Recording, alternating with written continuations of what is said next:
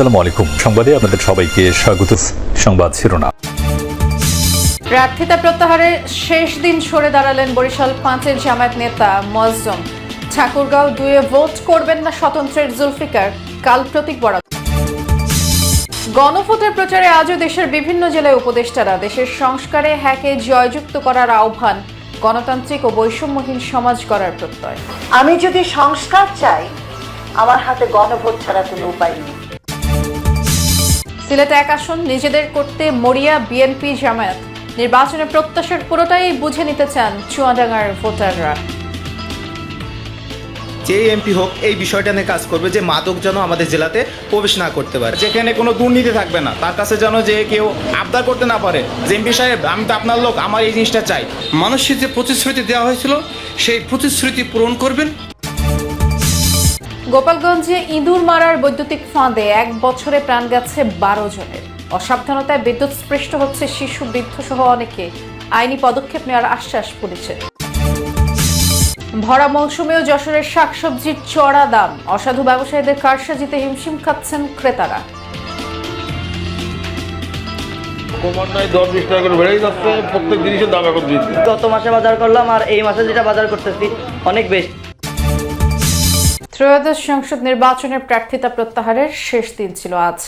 আজও বিভিন্ন আসনে অনেকেই তাদের প্রার্থিতা প্রত্যাহার করে নিয়েছেন। বরিশাল 5 আসনে ইসলামী আন্দোলনের প্রার্থী মুফতি সৈয়দ মোহাম্মদ ফাজল করিমকে সমর্থন দিয়ে মনোনয়নপত্র প্রত্যাহার করেন জামায়াত প্রার্থী মোয়াজ্জম হোসাইন হেলাল। তিনি বলেন, দলীয় সিদ্ধান্ত অনুযায়ী প্রার্থিতা প্রত্যাহার করে নিয়েছেন। ঠাকুরগাঁও 2 আসনে বিএনপির বিদ্রোহী স্বতন্ত্র প্রার্থী জুলফিকার মুর্তজা মনোনয়নপত্র প্রত্যাহার করেছেন। বিকেলে রিটার্নিং কর্মকর্তার কার্যালয়ে গিয়ে তিনি প্রার্থিতা প্রত্যাহার করেন। রাজশাহী 2 আসনে মনোনয়নপত্র প্রত্যাহার করেছেন এলডিপির প্রার্থী মোহাম্মদ ওহিদুজ্জামান। সারা দেশে আজই নিশ্চিত হবে চূড়ান্ত প্রার্থীর সংখ্যা। আর বুধবার প্রতীক বরাদ্দ পাওয়ার পর 22 জানুয়ারি থেকে পুরোদমে প্রচারণায় নামতে পারবেন প্রার্থীরা। আজও দেশের বিভিন্ন জেলায় গণভোটের প্রচারে অংশ নেন অন্তর্বর্তী সরকারের উপদেষ্টারা। এ সময় তারা গণভোটে হ্যাঁ এর পক্ষে থাকতে সবার প্রতি আহ্বান জানিয়ে বলেন, ভবিষ্যৎ প্রজন্মকে একটি সুন্দর বাংলাদেশ উপহার দিতে হ্যাঁকে জয়যুক্ত করা জরুরি। সেই সাথে ভোটারদের কাছে গণভোটের বার্তা পৌঁছে দিতে সরকারি বিভিন্ন দপ্তরের কর্মকর্তাদের নির্দেশনাও দেন তারা। দেশব্যাপী নানা কায়দায় চলছে গণভোটের প্রচারণা। জেলায় জেলায় জনসচেতনতামূলক সেসব প্রচারে অংশ নিচ্ছেন অন্তর্বর্তী সরকারের উপদেষ্টারা। সাভারের রেডিও কলোনি স্কুল মাঠে ভোটের রিক্সা কার্যক্রমের উদ্বোধন করেন তথ্য ও সম্প্রচার মন্ত্রণালয়ের উপদেষ্টা সৈয়দা রিজওয়ানা হাসান। বলেন, গণভোটে হ্যাঁর পক্ষে দেশ জুড়ে প্রচারণা চালাতে এই কার্যক্রম শুরু করা হয়েছে। এছাড়াও মানুষ যেন নির্ভয় কেন্দ্রে যায় সে বিষয়েও চালানো হবে প্রচারণা। আমরা আশা করি 22 তারিখ থেকে যত নির্বাচনী প্রচার শুরু হয়ে যাবে তখন বিভিন্ন দলগুলো তাদের বার্তাগুলো নিয়ে যাবে। আমরা 12ই ফেব্রুয়ারিতে একটা স্বচ্ছ অংশগ্রহণমূলক স্বতঃস্ফূর্ত শান্তিপূর্ণ পরিবর্তনের ভোটের দিকে তাকিয়ে আছি। বগুড়ায় গণভোট নিয়ে সচেতনতা বৃদ্ধির লক্ষ্যে উঠান বৈঠকের আয়োজন করা হয়। অংশ নিয়ে দুর্যোগ ব্যবস্থাপনা ও ত্রাণ মন্ত্রণালয়ের উপদেষ্টা ফারুকে আজম বলেন, হ্যাঁ ভোট দিলে রাষ্ট্রের কাছ থেকে পাওয়া যাবে বহু সুবিধা, সুরক্ষিত হবে নাগরিক অধিকার, আর না ভোট দিলে কিছুই পাওয়া যাবে না। গণভোট অনুষ্ঠিত হচ্ছে, সেই গণভোটে যদি আপনারা হ্যাঁ ভোট প্রয়োগ করেন, বহু রকমের নাগরিক অধিকার সুরক্ষা এই রাষ্ট্র হবে, রাষ্ট্রে পাবেন, আপনারা জনগণও পাবেন। আপনারা যদি অনুমোদন করেন তাহলে জুলাই সনদটা চূড়ান্তভাবে অনুমোদিত হবে। ধর্ম উপদেষ্টা আফম খালিদ হোসেন অংশ নেন সুনামগঞ্জ জাদুঘর প্রাঙ্গণে গণভোটের জনসচেতনতামূলক সভায়। প্রধান অতিথির বক্তব্যে তিনি বলেন, গণভোটে হ্যাঁ জয়যুক্ত হলে জুলাই সনদ সংবিধানের অংশ হিসেবে যুক্ত হবে। উপদেষ্টা আরও বলেন, আগামী 5 বছরে দেশের জন্য সোনালী দিন আসবে। অতীতে ভোটের দিন আমরা স্কুলের মাঠে ছাগল ছড়তে দেখেছি, এবার ছাগল ছড়বে না। এবার জনগণের অংশগ্রহণে ভোট কেন্দ্র মুখরিত হবে। আমাদের জন্য সোনালী দিন আসবে। Hope for the best, prepare for the worst. আরো খারাপ হয়ে যেতে পারে, অন্তর্বর্তীকালীন সরকারের চাইতেও আরো খারাপ হতে পারে, তার জন্য আমাদের প্রস্তুতি লাগবে। ঝিনাইদহে গণভোটের প্রচারণায় মতবিনিময় সভায় যোগ দেন সমাজ কল্যাণ মন্ত্রণালয় উপদেষ্টা শারমিন এস মুর্শিদ। বলেন, গুম, খুন, রাতের ভোট এবং স্বৈরাচার বন্ধ করতে চাইলে আমূল পরিবর্তন দরকার। তাই দেশের সংস্কার চাইলে গণভোটে হ্যাঁকে পাশ করানো ছাড়া কোনো উপায় নেই।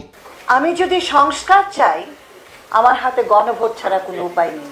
আমাদের বিগত ইতিহাস আমাদেরকে যা দেখিয়েছে সেটা অর্জন করতে হলে আমূল পরিবর্তন প্রয়োজন। প্রাথমিক ও গণশিক্ষা উপদেষ্টা ডক্টর বিধান রঞ্জন রায় পোদ্দার চাপের নবাবগঞ্জে মতবিনিময় সভায় অংশ নেন। গণতান্ত্রিক ও বৈষম্যহীন সমাজ গড়ার লক্ষ্যে হ্যাঁকে জয়যুক্ত করার আহ্বান জানান। বলেন, দেশ বারবার যে সংকটে পড়েছে তা থেকে উত্তরণে হ্যাঁর পক্ষে থাকতে হবে। যে প্রস্তাবগুলো গণভোটে দেয়া হয়েছে সেই প্রস্তাবগুলো যদি জনগণ হ্যাঁ বলে প্রস্তাবগুলোতে, তাহলে একটা গুরুত্বপূর্ণ ম্যান্ডেট আসলো যে রাজনৈতিক দলগুলো যারাই ক্ষমতায় আসুক না কেন তারা এই বিষয়গুলো বাস্তবায়ন করতে বাধ্য থাকবে। সিলেট 1 আসনে যে দল জয়ী হয় তারাই রাষ্ট্র ক্ষমতায় যায়। দীর্ঘদিন ধরে এমন মিথ প্রচলিত। পট পরিবর্তনের পর আসনটি এখন নিজেদের করতে মরিয়া বিএনপি ও জামায়াত। দুই দলই জয়ের ব্যাপারে আশাবাদী। ভোটাররাও মুখিয়ে রয়েছেন নিজেদের পছন্দের প্রার্থীকে জয়যুক্ত করতে। তবে ভোটের দিনের পরিবেশ নিয়ে শঙ্কাও রয়েছে। সিলেট সিটি কর্পোরেশনের 36টি ওয়ার্ড এবং সদর উপজেলার 7টি ইউনিয়ন নিয়ে গঠিত সংসদীয় আসন সিলেট 1। স্বাধীনতার পর থেকে 2024 পর্যন্ত এই আসনে বিজয়ী দলই কাকতালীয়ভাবে আসীন হয়েছে রাষ্ট্র ক্ষমতায়। পরিবর্তিত পরিস্থিতিতে এই আসনে জয় পেতে মরিয়া বিএনপি ও জামায়াত। ভোটাররাও মুখিয়ে আছেন নিজেদের পছন্দের প্রার্থীকে জয়যুক্ত করতে। তবে কিছুটা শঙ্কাও রয়েছে ভোটের দিনের পরিবেশ নিয়ে। ফেসিবাদের জমানায় যা হয়েছে সেরকম আমরা আর চাই না। এখন আমরা সুস্থ নির্বাচন চাই।